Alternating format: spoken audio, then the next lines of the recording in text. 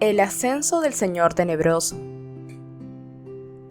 En un estrecho sendero bañado por la luna, dos hombres aparecieron de la nada a escasos metros de distancia. Permanecieron inmóviles un instante, apuntándose mutuamente al pecho con sus respectivas varitas mágicas hasta reconocerse. Entonces las guardaron bajo las capas y echaron a andar a buen paso en la misma dirección. ¿Buenas noticias?, preguntó el de mayor estatura. Excelentes, replicó Severus Snape. El lado izquierdo del sendero estaba bordeado por unas zarzas silvestres no muy crecidas, y el derecho por un seto alto y muy cuidado. Al caminar, los dos hombres hacían ondear las largas capas alrededor de los tobillos. Temía llegar tarde, dijo Yaxley, cuyas burdas facciones dejaban de verse a intervalos cuando las ramas de los árboles tapaban la luz de la luna. Resultó un poco más complicado de lo que esperaba, pero confío en que él estará satisfecho. Pareces convencido de que te recibirá bien, ¿no? Snape asintió, pero no dio explicaciones. Torcieron a la derecha y tomaron un ancho camino que partía del sendero. El alto seto describía también una curva y se prolongaba al otro lado de la impresionante verja de hierro forjado que cerraba el paso. Ninguno de los dos individuos se detuvo. Sin mediar palabra, ambos alzaron el brazo izquierdo, como si saludaran, y atravesaron la verja igual que si las oscuras barras metálicas fueran humo. El seto de tejo amortiguaba el sonido de los pasos. De pronto se oyó un susurro a la derecha. Yaxley volvió a sacar la varita mágica y apuntó hacia allí por encima de la cabeza de su acompañante. Pero el origen del ruido no era más que un pavo real completamente blanco que se paseaba ufano por encima del seto. Lucius siempre ha sido un engreído. ¡Bah! Pavos reales. Yaxley se guardó la varita bajo la capa y soltó un resoplido de desdén. Una magnífica mansión surgió de la oscuridad al final del camino. Había luz en las ventanas de cristales emplumados de la planta baja. En algún punto del oscuro jardín que se extendía más allá del seto, borboteaba una fuente. Snape y Yaxley, cuyos pasos hacían crujir la grava, se acercaron presurosos a la puerta de entrada, que se abrió hacia adentro, aunque no se vio que nadie la abriera. El amplio vestíbulo, débilmente iluminado, estaba decorado con suntuosidad y una espléndida alfombra cubría la mayor parte del suelo de piedra. La mirada de los pálidos personajes de los retratos que colgaban de las paredes siguió a los dos hombres, que andaban a grandes zancadas. Por fin se detuvieron ante una maciza puerta de madera. Titubearon un instante y acto seguido Snape hizo girar la manija de bronce. El salón se hallaba repleto de gente sentada alrededor de una larga y ornamentada mesa. Todos guardaban silencio. Los muebles de la estancia estaban arrinconados de cualquier manera contra las paredes, y la única fuente de luz era el gran fuego que ardía en la chimenea, bajo una elegante repisa de mármol coronada con un espejo de marco dorado. Snape y Yaxley vacilaron un momento en el umbral. Cuando sus ojos se acostumbraron a la penumbra, alzaron la vista para observar el elemento más extraño de la escena. Una figura humana, al parecer inconsciente, colgaba cabeza abajo sobre la mesa y giraba despacio, como si pendiera de una cuerda invisible, reflejándose en el espejo y en la desnuda y pulida superficie de la mesa. Ninguna de las personas sentadas bajo esa singular figura le prestaba atención, excepto un joven pálido, situado casi debajo de ella, que parecía incapaz de dejar de mirarla a cada poco. Yaxley y Snape. dijo una voz potente y clara desde la cabecera de la mesa. Casi llegan tarde. Quien había hablado se sentaba justo enfrente de la chimenea, de modo que al principio los recién llegados solo apreciaron su silueta. Sin embargo, al acercarse un poco más, distinguieron su rostro en la penumbra, un rostro liso y sin una pizca de vello, serpentino, con 2 rendijas a modos de orificios nasales y ojos rojos y refulgentes de pupilas verticales. Su palidez era tan acusada que parecía emitir un resplandor nacarado. «Aquí, Severus», dijo Voldemort señalando el asiento que tenía a su derecha. «Jaxley, al lado de Dolohov». Los aludidos ocuparon los asientos asignados. La mayoría de los presentes siguió con la mirada a Snape, y Voldemort se dirigió a él en primer lugar. «¿Y bien?» «Mi señor, la Orden del Fénix planea sacar a Harry Potter de su actual refugio el próximo sábado al anochecer». El interés de los reunidos se incrementó notoriamente. Unos se pusieron en tensión, otros se rebulleron inquietos en el asiento, y todos miraron alternativamente a Snape y Voldemort. «Con que el sábado al anochecer», repitió Voldemort. Sus ojos rojos se clavaron en los de Snape, negros, con tal vehemencia que algunos de los presentes desviaron la vista, tal vez temiendo que también a ellos los abrazara su ferocidad. No obstante, Snape le sostuvo la mirada sin perder la calma, y pasados unos instantes, la boca sin labios de Voldemort esbozó algo parecido a una sonrisa. «Bien, muy bien. ¿Y esa información procede?» «De esa fuente de la que ya hemos hablado», respondió Snape. «Mi señor». Jaxley, sentado al otro extremo de la mesa, se inclinó un poco para mirar a Voldemort y Snape. Todas las caras se volvieron hacia él.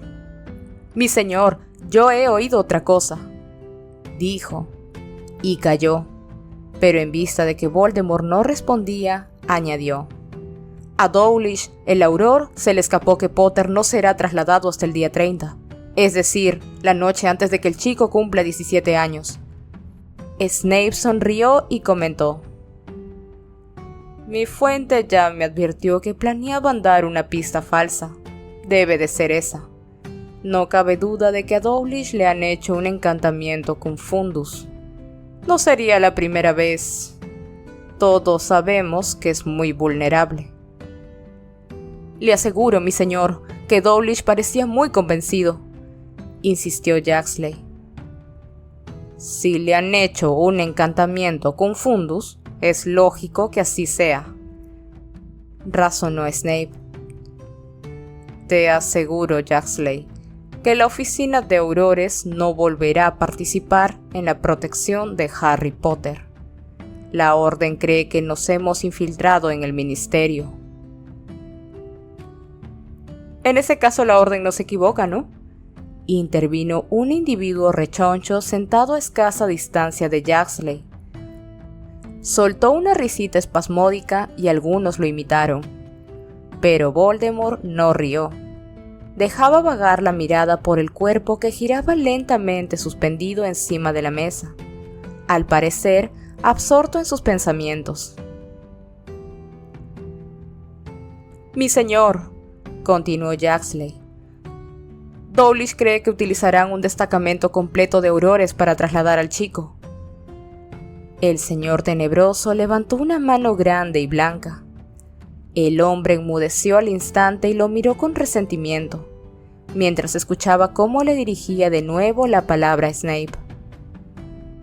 «¿Dónde piensan esconder al chico?» «En casa de un miembro de la Orden», contestó Snape. «Según nuestra fuente, le han dado a ese lugar toda la protección que la Orden y el Ministerio pueden proporcionar. Creo que una vez que lo lleven allí, habrá pocas posibilidades de atraparlo, mi señor. A menos, por supuesto, que el ministerio haya caído antes del próximo sábado, lo cual nos permitiría descubrir y deshacer suficientes sortilegios para burlar las protecciones que resten. ¿Qué opinas, Jaxley?, preguntó Voldemort mientras el fuego de la chimenea se reflejaba de una manera extraña en sus encarnados ojos. ¿Habrá caído el ministerio antes del próximo sábado? Una vez más, todas las cabezas se volvieron hacia Jaxley, que se enderezó y replicó: Mi señor, tengo buenas noticias a ese respecto. Con grandes dificultades y tras ímprobos esfuerzos, he conseguido hacerle una maldición Imperius a Pius Tignis.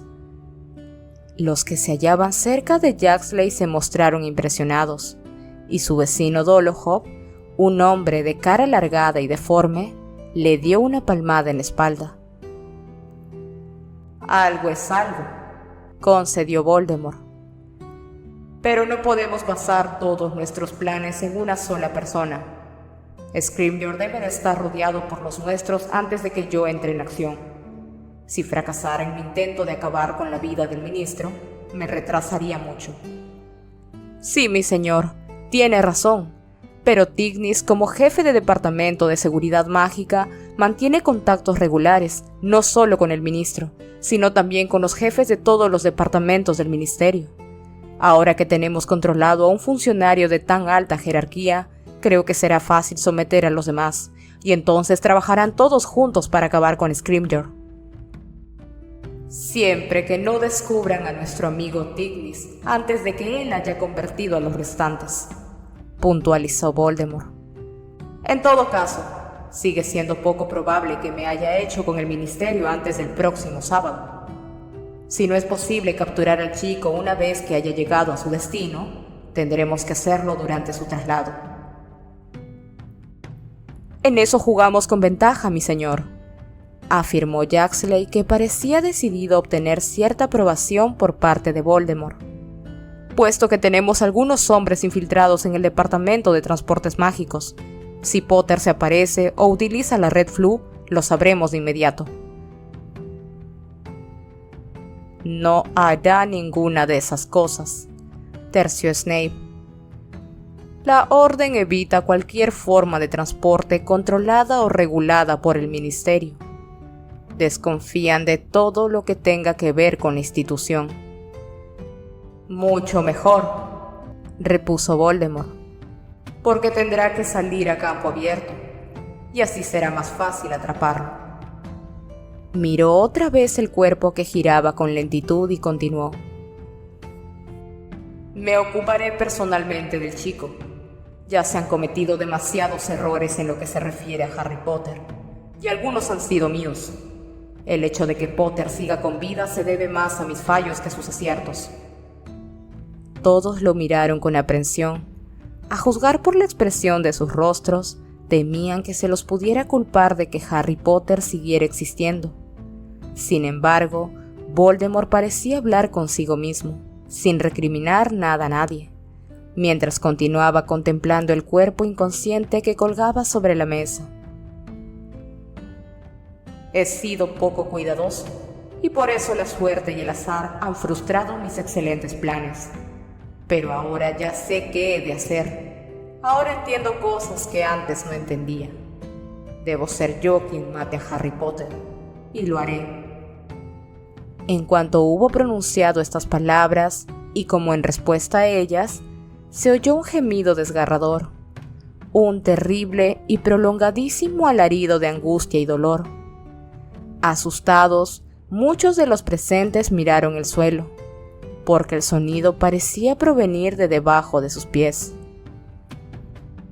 «Colagusano», dijo Voldemort sin mudar el tono serio y sereno, y sin apartar la vista del cuerpo que giraba. ¿No te he pedido que mantengas callado a nuestros prisioneros? Sí, mi señor, respondió resollando un individuo bajito situado hacia la mitad de la mesa. Estaba tan hundido en su silla que, a primera vista, Esta parecía desocupada. Se levantó del asiento y salió a toda prisa de la sala, dejando tras de sí un extraño resplandor plateado.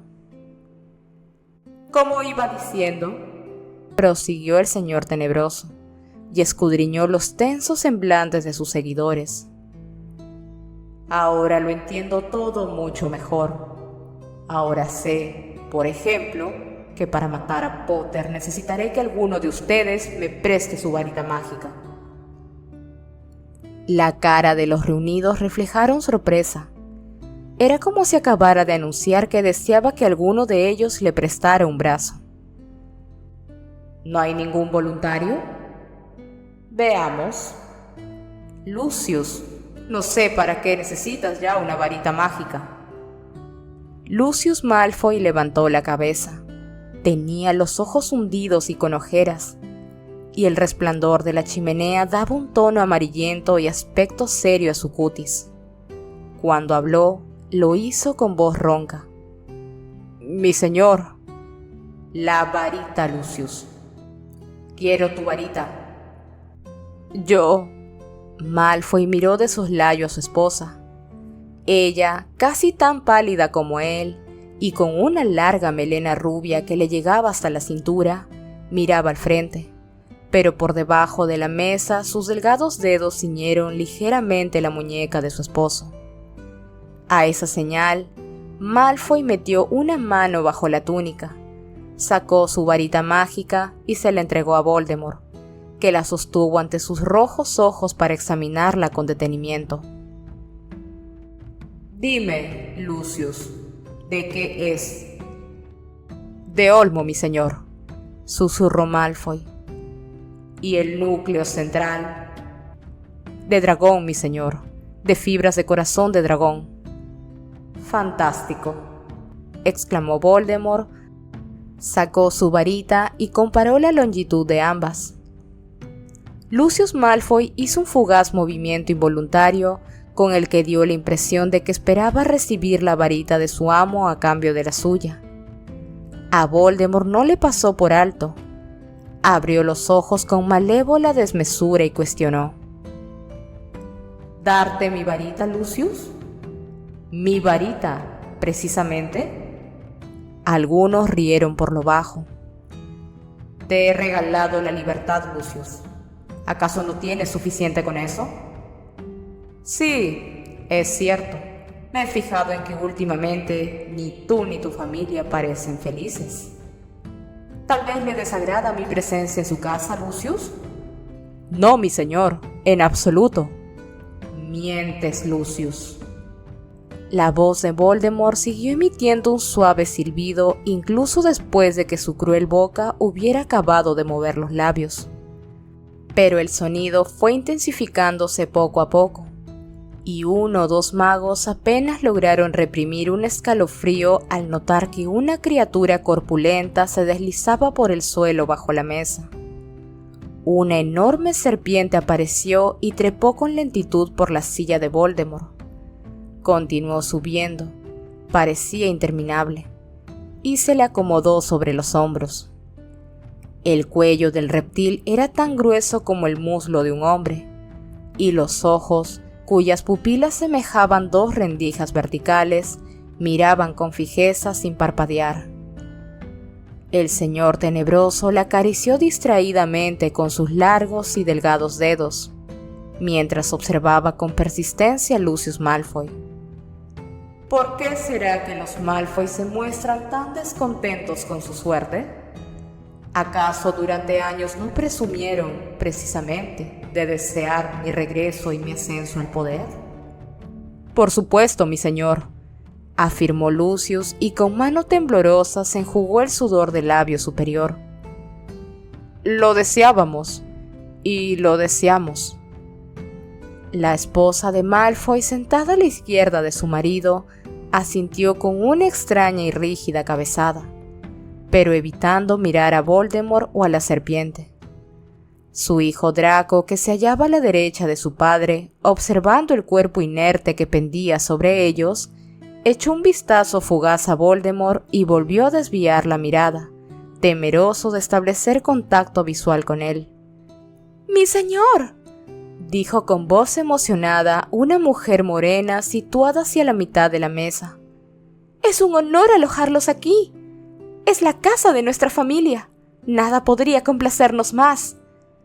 Se sentaba al lado de su hermana, pero su aspecto físico, cabello oscuro y ojos de párpados gruesos, era tan diferente del de aquella como su porte y su conducta. Narcisa adoptaba una actitud tensa e impasible, en tanto que Bellatrix se inclinaba hacia Voldemort, pues las palabras no le bastaban para expresar sus ansias de proximidad. «Nada podría complacernos más», repitió Voldemort ladeando un poco la cabeza mientras la miraba. «Eso significa mucho viniendo de ti, Bellatrix». La mujer se ruborizó y los ojos se le anegaron en lágrimas de gratitud. «Mi señor sabe que digo la pura verdad». «Nada podría complacernos más. Ni siquiera lo compararías con el feliz acontecimiento que, según tengo entendido, se ha producido esta semana en el seno de tu familia». Bellatrix lo miró con los labios entreabiertos y evidente desconcierto. «No sé a qué se refiere, mi señor». «Me refiero a tu sobrina Bellatrix, y también suya, Lucius y Narcisa. Acaba de casarse con Remus Lupin, el hombre lobo. Deben de estar muy orgullosos». Hubo un estallido de risas burlonas. Los seguidores de Voldemort intercambiaron miradas de júbilo y algunos incluso golpearon la mesa con el puño. La enorme serpiente, molesta por tanto alboroto, abrió las fauces y silbó, furiosa. Pero los mortífagos no la oyeron, porque se regocijaban con la humillación de Bellatrix y los Malfoy. El rostro de Bellatrix, que hasta ese momento había mostrado un leve rubor de felicidad, se cubrió de feas manchas rojas.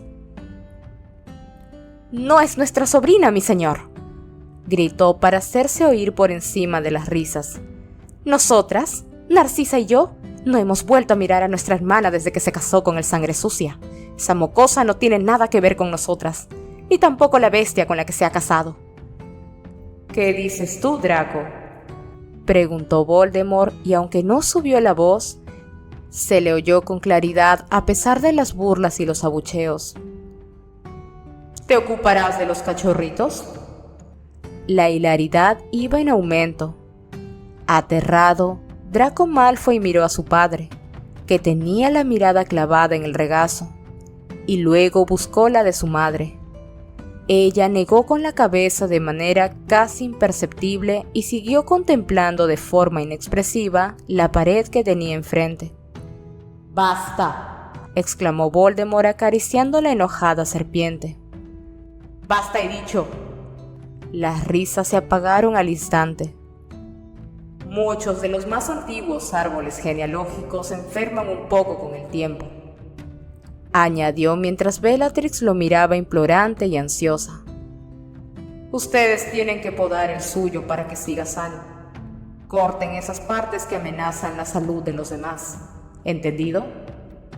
«Sí, mi señor», susurró Bellatrix y sus ojos volvieron a negársele en lágrimas de gratitud. «En la primera ocasión». «La tendrás», aseguró el señor tenebroso. «Y lo mismo haremos con las restantes familias. Cortaremos el cáncer que nos infecta hasta que solo quedemos los de sangre verdadera». Acto seguido levantó la varita mágica de Lucius Malfoy y, apuntando a la figura que giraba lentamente sobre la mesa, le dio una leve sacudida. Entonces la figura cobró vida, emitió un quejido y forcejeó como si intentara librarse de unas invisibles ataduras. «¿Reconoces a nuestra invitada, Severus?», preguntó Voldemort. Snape dirigió la vista hacia la cautiva colgada cabeza abajo. Los demás mortífagos lo imitaron, como si les hubieran dado permiso para expresar curiosidad. Cuando la mujer quedó de cara a la chimenea, gritó con una voz cascada por el terror: «¡Severus, ayúdame!». Ah, sí, replicó Snape mientras la prisionera seguía girando despacio. ¿Y tú, Draco, sabes quién es?, inquirió Voldemort acariciándole el morro a la serpiente con la mano libre. Draco negó enérgicamente con la cabeza. Ahora que la mujer había despertado, el joven se sentía incapaz de seguir mirándola. Claro, tú no asistías a sus clases. Para los que no lo sepan, les comunico que esta noche nos acompaña Charity Borbage, quien hasta hace poco enseñaba en el colegio Hogwarts de magia y hechicería. Se oyeron murmullos de comprensión. Una mujer encorvada y corpulenta, de dientes puntiagudos, soltó una risa socarrona y comentó: Sí, la profesora Borbage enseñaba a los hijos de los magos y las brujas todo sobre los moguls, y les explicaba que estos no son tan diferentes de nosotros. Un mortífago escupió en el suelo. Charity Borbage volvió a quedar de cara a Snape. «Severus, por favor, por favor». «Silencio», ordenó Voldemort y volvió a agitar la varita de Malfoy. Charity cayó de golpe, como si lo hubieran amordazado.